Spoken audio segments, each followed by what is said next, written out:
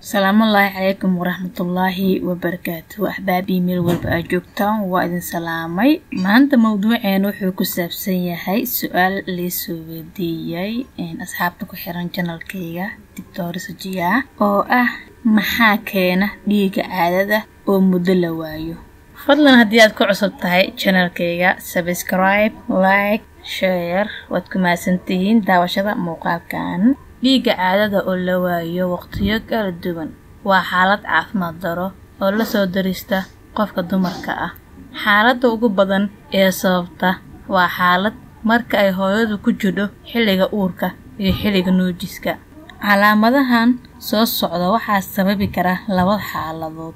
Xaaladda hore waa xaaladda ugu horeysa dhiiga caadada la waayo, waxaana sababi karta in aan xilligii qaangaadhka dib u soo dhacdo iyadoo ay jiraan xaalad caafimaad daro.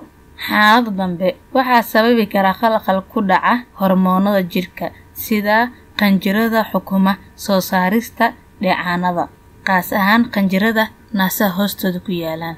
Calaamadaha lagu garto xanuunkan: dareere ka soo baxa ibta naaska, timaha oo ka daata gabadha, aragga oo khalkhal gala, miskaha oo xanuuna, finan badan oo ka soo yaaca jirka.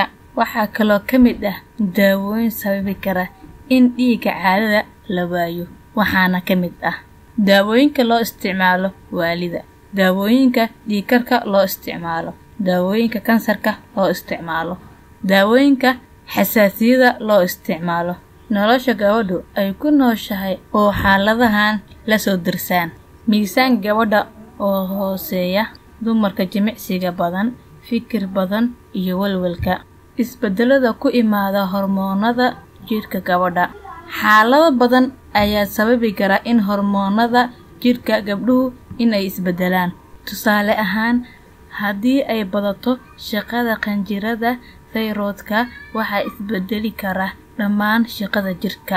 Waxa uu khalkhal ku imaan karaa xaaladda hormoonada gabdhaha, taasina waxay xidhiidh la yeelan kartaa in dhiiga caadada la waayo. Haddii aad gabadh dhalinyar aad tahay oo cunto yari iyo nafaqo la'aan ka hayso cuntada, halis ayaad ugu jirtaa in xaaladan kula soo daristo. Jimicsiga aadka u badan waxa uu keeni karaa xaalad caafimaad daro.